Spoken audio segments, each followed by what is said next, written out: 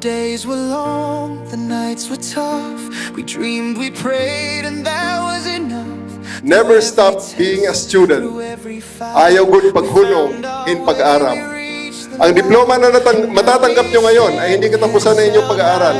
Patunay lamang ito na handa na kayo para sa sunod na antas ng pagkatuto. Because the world is changing faster than ever before. Technology is changing.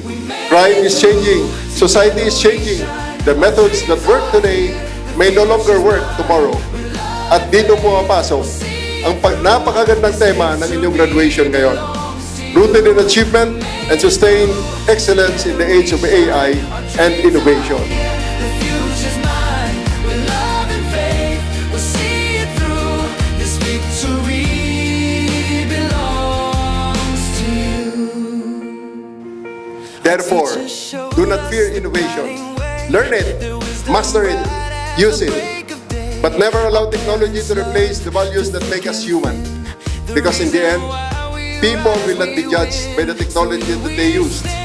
They will be judged by the choices that you make. Burning in our hearts, the journey is done, the dreams in view.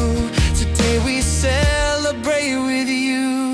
We made it through, together we shine. Our dreams are here, the future's mine. With love and faith, we'll see it through. This victory belongs to you. We must be ready to adopt, to embrace lifelong learning, and to harness these technologies not only for personal success, but also for the betterment of our communities.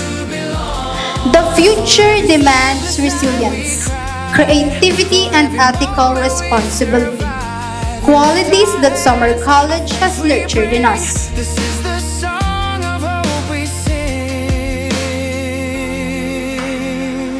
We made it through, together we shine. Our dreams are here, the future's mine. With love and faith, we'll see it through. Padayon, ayaw kamo pagundang hapagdamgo. Ayaw pagundang hapagserbisyo. Ayaw pagundang hapaghigugma anaton naso.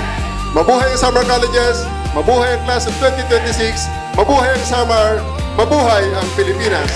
Damo nga salamat, maupay nga hadlaw sa aton nga tanan. Our dreams come true, and all our thanks belong to you.